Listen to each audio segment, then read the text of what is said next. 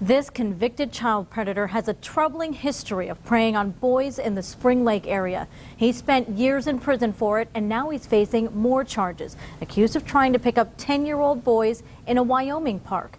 Tonight, 24 Hour News 8 is digging deeper, tracking down the man who served time with Chad Service, who knows what Service is capable of and has a theory behind why Service allowed himself to get caught. 24 Hour News 8's Danny Carlson has the story live from the Kent County Jail. Danny?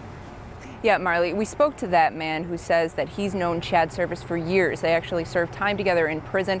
And this man says he understands how Service's mind thinks because he too, he says, used to be attracted to younger boys, but he's overcome that, he claims. Now, we have disguised this man's face and voice to protect his identity. And nothing was ever done about his cry for help.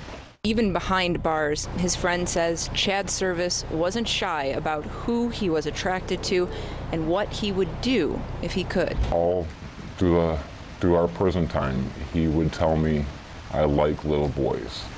His dream was to go to Costa Rica and get a little boy and bring him back to the United States. Released from prison in 2011, Service's friend says the convicted sex offender tried to get help, but the few mandated therapy sessions just weren't enough. Do you think he wanted to get caught? Yes, I know he wanted to get caught. That's because that's the only place that he felt safe.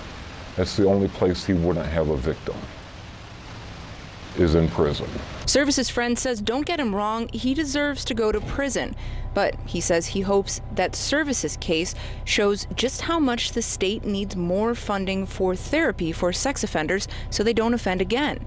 We spoke to the Department of Corrections today over the phone about Service's friend's allegations. We were told that, quote, on a general basis, the parole board isn't going to release someone who hasn't gone through sex offender therapy. He went on to say, unfortunately, the reality is if they reach their max date, we can no longer hold them unless a court steps in. They're just releasing people. Like I said, the floodgates are open. Everybody's coming out into the community, and truthfully, nobody's kids are safe. No community is safe anymore. Service still here in the Kent County Jail. If he is convicted of the 2 counts of felony accosting a minor that he faces, he could face up to 20 years in prison. And his friend says that he hopes if Service does go back to prison that he makes some changes in his life. And if he doesn't make those changes, he says he hopes Service stays there for a long time. Live in Grand Rapids, Danny Carlson, 24 Hour News 8.